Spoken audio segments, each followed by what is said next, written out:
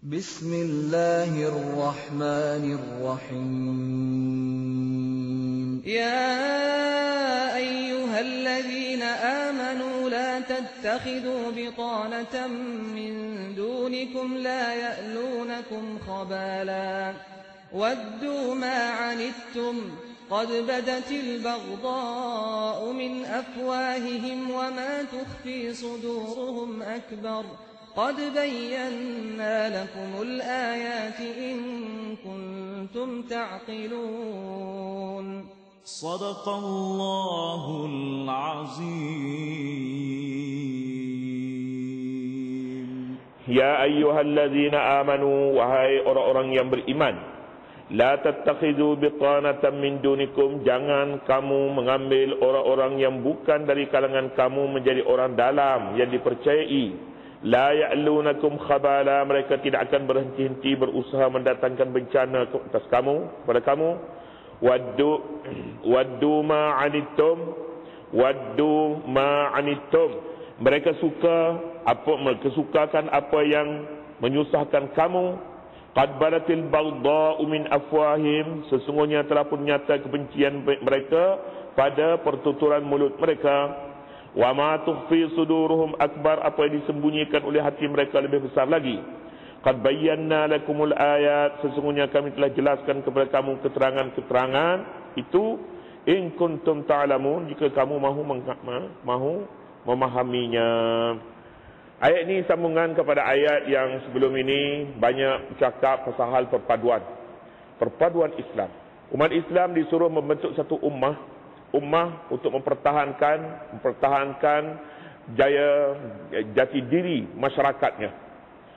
Umat ini hendaklah berperanan amar ma'ruf nahi munkar dan menyuruh dan beriman kepada Allah.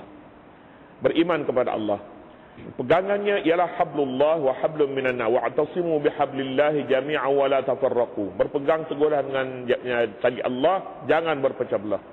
Kuntum khaira ummatin ukhrijat lin-nas, kamu sebaik-baik umat yang dikeluar untuk memimpin manusia. Wal takum minkum ummatun yad'una ilal khair wa ya'muruna bil ma'ruf wa yanhauna 'anil munkar. Hendaklah kamu wujudkan satu umat yang menyuruh supaya yang beriman kepada Allah, menyuruh berbuat baik dan melarang berbuat mungkar. Panjang ayat sebelum ini menekankan soal perpaduan dan soal mewujudkan satu ummah. Kita dengan sendirinya apabila Islam bercakap pasal ummah, dengan sendirinya kita bercakap mengenai negara. Kita tidak ada sebenarnya dalam Quran ini nak bercakap pasal negara atau tak ada, dia tidak batas sempadan begitu, tidak. Tapi dia membentuk ummah. Ummah itu sendiri mewujudkan negara. Sebab bila ada ummah, ada tempat duduk, ada negara, ada rumah, ada masyarakat, ada negara. Jadi kita dalam perkataan negara kita tak sebut, kita sebutnya ummah. Wal takum ini bahasa Al-Quran. Wal takum minkum ummah. Ayat ni pula membicarakan perkara-perkara yang boleh mengancam keselamatan ummah, mengancam keselamatan negara, boleh memecah belahkan perpaduan ummah, perpaduan masyarakat. Ayat ini penting, dia mengingatkan perkara yang boleh mengancam itu. Katanya langkah yang pertama perlu diambilnya, wahai orang yang beriman. Orang yang tidak beriman tidak boleh tidak memahami perkara ini sebab dia tak ada iman. Iman ya, sebab itulah seruan dibuat bukan atas nama manusia, bukan atas nama bangsa, bukan nama keturunan, tapi atas nama iman. Ya ayyuhallazina amanu, wahai orang-orang yang beriman. Orang yang merasa dirinya beriman hendaklah mengambil nasihat ini, kerana nasihat ini penting, dia boleh memelihara perpaduan mereka. Tanpa nasihat ini ancaman, dia boleh mengancam perpaduan mereka dan boleh memecah belahkan kedudukan mereka. Ummah mereka akan hancur. La tattakhidhu bitanatan min dunikum, jangan kamu mengambil bitanah lain daripada kamu. Ayat menyebut perkataan bitanah. Bitanah dalam bahasa Arab maknanya baju yang dipakai di sebelah dalam. Yang pakai di luar ni namanya zihara. Zihara bitanah. Bitanah batnun makna perut. Batnun perut. Bitanah dia adalah makna perut dia dalam tu, tapi pakaian yang dipakai di sebelah dalam ni, baju dalam ke, baju pengikat perut ke, maknanya perut lah dia. Batnun tu dia ada hubungan dengan perut. Maknanya di sini jangan jadikan terjemahan Pak Syah Rasulullah ini kata jangan ambil orang dalam yang dipercayai. Itu terjemahan kedua dah. Terjemahan yang pertama, bitanah, jangan kamu ambil, jangan kamu jadikan, la tattakhidu, jangan kamu jadikan baju dalam kamu. Baju dalam ni maksudnya di sini ialah orang rapat dengan kita, orang rapat. Jangan pilih mereka sebagai orang yang kita akan serah kerjasama dengannya. Jangan jadikan mereka ini sebagai orang yang boleh pembantu dalam istilah sekarang ni barangkali setiausaha kita. Jangan min dunikum, selain daripada kamu. Selain daripada kamu, siapa kamu? Kamu orang beriman. Kamu orang beriman, cari orang beriman juga untuk bertanah kamu, orang dalam kamu. Sebab menerusi mereka, rahsia-rahsia akan menjadi pecah. Rahsia akan hilang, kertas-kertas pejabat hilang, minit mesyuarat hilang. Itu menjadikan punca rahsia dalam diketahui oleh orang luar. Oleh sebab itu tidak ada lagi strategi. Strategi apa lagi kalau rahsia sudah pecah? Sudah pecah. Orang luar sangat ingin kepada berita-berita ini untuk mereka membuat strategi. Apakah orang yang beriman ini simpati? Orang yang tidak beriman akan simpati terhadap kamu? Tidak, mereka tidak akan simpati. Mereka mahu rahsia itu dibocorkan kepada mereka untuk mereka membuat suatu tindakan untuk menghancurkan kamu. Satu nasihat yang sangat penting. Tetapi tidak dipahami oleh orang yang tidak beriman. Orang yang tidak beriman, rahsia pejabat ditulis atas kertas itu. Rahsia. Tapi duduk dalam bako sampah. Rahsia minit mesyuarat.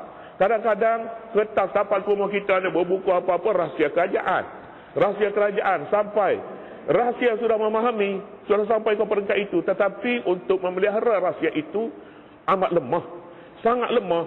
Ini kita rahsia negara. Rahsia umat Islam lain pula. Rahsia umat Islam tidak boleh diketahui kepada orang bukan Islam. Sebab itulah kita fahami rahsia. Orang pertikaikan mengapa orang perempuan hendaklah hijab di hadapan orang perempuan juga tapi bukan Islam. Orang perempuan kafir mesti tutup, sama mereka berhadapan dengan orang lelaki. Sama. Mengapa demikian? Sebab ini rahsia. Orang perempuan ada rahsia suami dia. Jadi oleh kerana itu mesti tutup. Sama perempuan iman, mukmin tidak mengapa. Tetapi dengan kaum bukan Islam perlu dipahami bahawa mereka berbeza. Mereka bukan mukmin. Mereka bukan orang beriman. Jadi oleh kerana itu ada sempadannya. Mengapa demikian? Ini bitanah namanya. Bitanah tidak boleh dipecahkan kepada mereka. Orang yang membaca sejarah politik dunia, barangkali mereka satu perkara lagi yang selalu disebutkan ialah isteri-isteri dari kalangan bukan Islam. Orang berbangga sebab isteri dia orang luar, orang putih, orang misalnya. Ini pun dia dicurigai rahsia negara boleh jadi pecah. Rahsia negara. Quran menekankan perkara ini, dan perkara ini telah dijadikan satu ilmu sekarang ni. Ilmu sebaran am, ilmu media massa dan sebagainya, ilmu sudah jadi ilmu. Umat Islam amat lemah dalam perkara ini. Rahsia tidak dapat dipegang, kertas-kertas rahsia dibocorkan. Ilmu sudah tidak dianggap sebagai suatu perkara yang bernilai kepada mereka. Kaum bukan Islam amat faham. Mereka masuk dalam satu bidang pekerjaan, mereka dapatkan ilmu itu. Mereka keluar. Orang Islam masuk dan mereka tidak mahu sebenarnya ambilkan ilmu dan kepandaian itu. Mereka masuk dan mereka keluar sebagaimana mereka mula masuk. Ini satu kelemahan yang Quran dalam ayat ini menekankan. Katanya, la tattakhidhu bitanatan min dunikum. Jangan kamu mengambil, menjadikan pun mengambil jugalah orang-orang bukan dari kalangan kamu. Bukan dari kalangan kamu ni, kamu siapa? Kamu allazina amanu.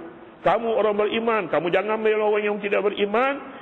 Iman bitanatan, pakaian dalam. Pakaian dalam maknanya orang dalam, orang yang kita serahkan kepercayaan kerja-kerja kepada mereka. Aneh lagi, ketua-ketua serah semuanya kepada setiausaha. Sebab dia malas kerja. Bila malas kerja ni semua serah kepada setiausaha bocor habis. Bocor. Satu perkara yang ditekankan di sini yang la tattakhizu bitanatan min dunikum la ya'lunakum khabala. Mengapa sebenarnya tak boleh diserahkan kepada mereka? Jangan jadikan orang yang tidak mukmin, orang yang tidak beriman, jangan jadikan orang rapat, orang dalam kamu, setiausaha kamu, jangan jadikan begitu. La ya'lunakum khabala, kerana mereka mereka tidak akan berhenti-henti mendatangkan bencana kepada kamu. Itu terjemahan dia. Tapi terjemahan harfiahnya tidak macam tu. La ya'lunakum, mereka tidak peduli terhadap kamu jika kamu khabala, hilang sesuatu.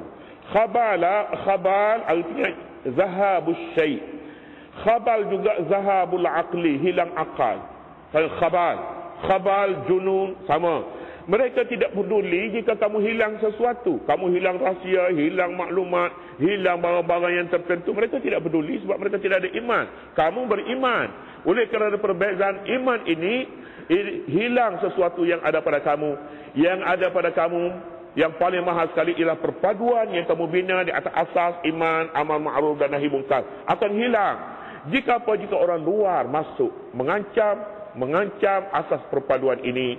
Asas perpaduannya ialah iman yang kamu bina. Wal takum minkum ummah dahulu. La ya'lunakum khabala, mereka tidak berhenti-henti merugikan kamu, menghilangkan sesuatu yang ada pada kamu. Yang ada pada kamu itu rahsia tu, keputusan mesyuarat tu penting. Tapi mereka tidak peduli. Mereka boleh bocor kepada siapa saja yang datang meminta. Ini biasa saja bagi orang yang mentadbir, pejabat biasa dengan perkara ini. La ya'lunakum khabala waddu ma 'anittum, mereka pula siapa bitanah itu, mereka sukakan apa yang menyusahkan kamu. Pasal apa? Mereka mempunyai kedudukan dan mereka tahu berbuat sesuatu. Mereka boleh menentukan apa-apa saja yang kamu serah kepada mereka. Waddu ma 'anittum, mereka sukakan apa yang menyusahkan kamu. Qad baratil baghdha'u min afwahihim, sesungguhnya telah nyata kebencian pada pertuturan mulut mereka. Ayat ini diturunkan di hadapannya kafir ahli kitab, Yahudi dan Nasara. Di hadapan mereka musyrikin. Musyrikin ini lebih jauh sikit sebab dia musuh dengan Nabi ini lebih lama. Sejak zaman Mekah dulu lagi. Bila berpindah ke Madinah, ayat ini turun di Madinah, surah ini turun di Madinah.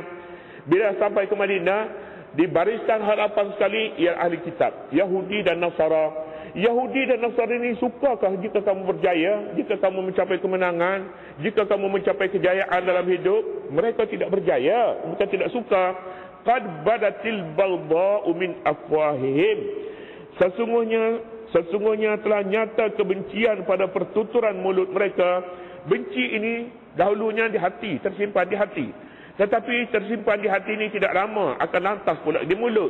Sekarang sudah sampai ke mulut mereka. Tanda-tanda kebencian itu, mereka bercakap sepatah dua patah sudah nyata.